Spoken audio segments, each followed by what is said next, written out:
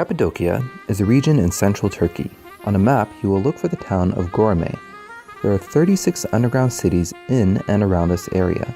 The oldest date back to the Hittite period, circa 1800 to 1600 BC. The region was covered in volcanic ash, lava, and basalt long ago. This ash solidified into a rock called tuff, a very soft rock that has been eroded into chimney shapes and cones over time. Because it is so soft, people carved out rooms and tunnels into the rock. With time, entire cities and villages were dug out, both in hills above ground and under the hills going deep into the earth. The deepest place is Kamakli Underground City. It goes down 60 meters, about 200 feet, with 8 different floors. My tour group didn't go straight down to the lowest level, but we took some tunnels that went a long way down. The tunnels are also pretty low and tight. The region saw a lot of conflict. That is what drove the local inhabitants underground. Cappadocia sat on the boundary of rival empires: Hittites, Assyrians, Persians, Greeks, and Byzantines. In the 4th century, Christians fleeing persecution in the Roman Empire came here, establishing long-standing Christian communities. The underground cities had homes, stables, wineries, copper smelting, and storage rooms, and importantly, churches. Locals still use underground rooms for storage today. In the town of Goreme, I stayed in a hostel that sat on a hill with some carved-out rooms below. At first, I was a bit skeptical that I was really in a cave and not a touristy construct. I scratched the walls and was surprised that just my fingernails could make an impression.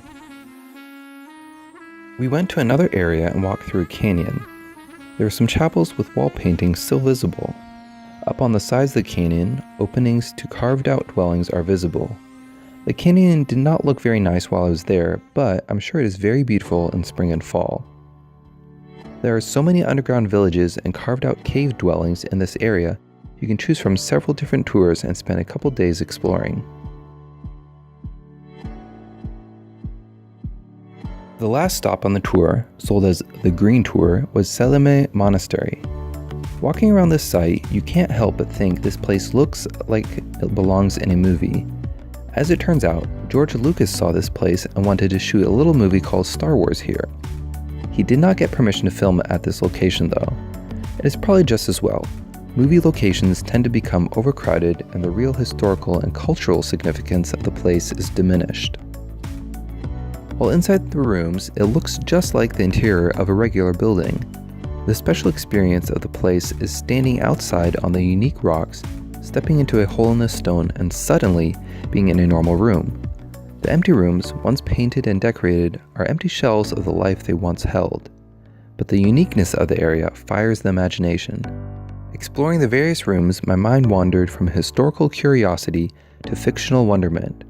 This could be a place for fantasy, adventure, or science fiction. It seems like it could be kind of cool to live in a place like this. However, it is important to remember that people were living here because they were afraid of war and persecution. This location served as a monastery.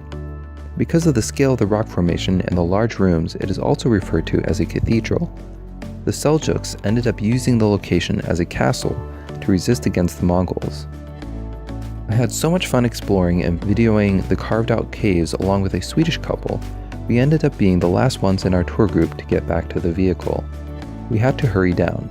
I'll admit, I kind of wish I could come here and run up and down it like a kid.